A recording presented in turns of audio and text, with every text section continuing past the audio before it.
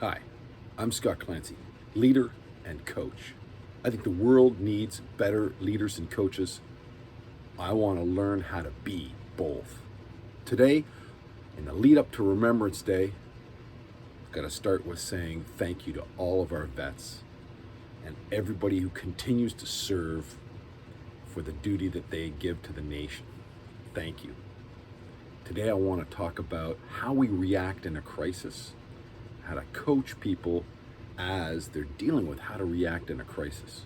You ever find if you're in a crisis, you're forced to react, a bunch of things can happen that can paralyze you or can spur you to action. And when you think back, you go, I wish I hadn't have acted that way, or I wish I had done something different. There's a lot of things to unpack here as military personnel and first responders, even as parents or a witness to a crash. There's a physical reaction when you get into crisis. Things can slow down. You can have problems breathing, be short of breath, sweating. You can feel anxiety. There's all of these things. You even feel channelized attention onto specific things. A friend of mine reminded me that this doesn't just happen in traumatic incidents. It can happen in any triggering moment. So you never know when someone's going through those same physiological things as a reaction to something.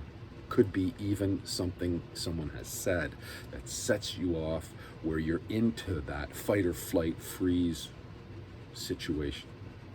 How we react physically, mentally in a crisis. I like to return back to my military training.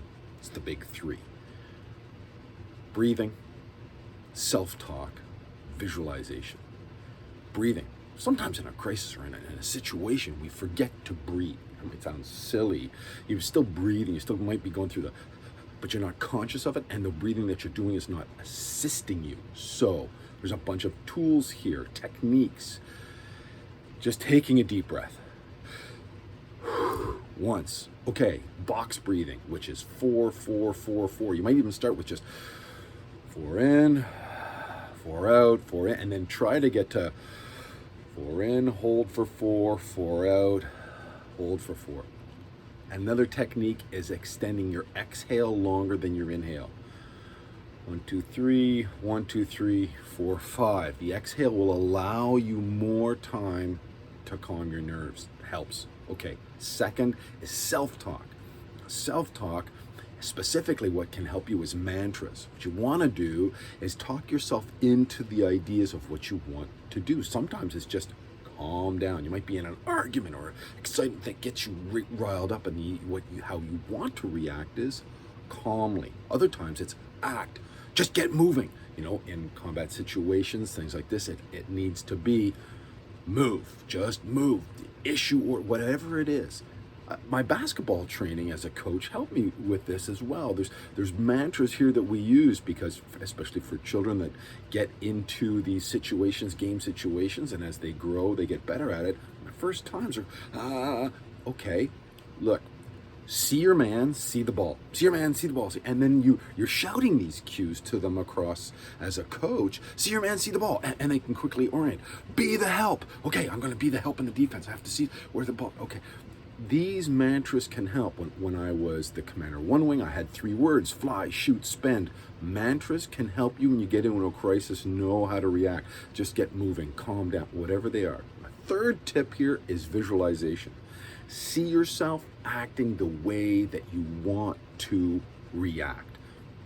If it's calmly, then see yourself, visualize yourself rising above the emotion of the moment, calming down, seeing this, and being that sage voice that can interact properly. Or be the person that is the person to take charge in that situation. For military and first responders, police, we tend to train these. We plan in advance of how these crises are going to develop, and then we train towards those things. You can do this yourself. This is how the situations get me in when I feel myself having these emotional reactions. This is the crisis that I want to confront. Plan by saying, okay, I'm going to do this breathing technique. I'm going to use this mantra. Calm down. Just get moving with whatever it is, that mantra that you want, and then visualize yourself. Train yourself to be able to do this. hardest part is going to be to recognize that you're into one of those situations for that crisis, for a crisis. It's not always going to be a crisis. It might be something that just physically triggers you off. That's fine. Recognize that first. Plan for it, develop that plan, and then train for it in your mind. Look, I'm Scott Clancy. If you like what you see, go to www.coachesneed2lead.com. Let's connect up. We, you and me, we can make better leaders and coaches.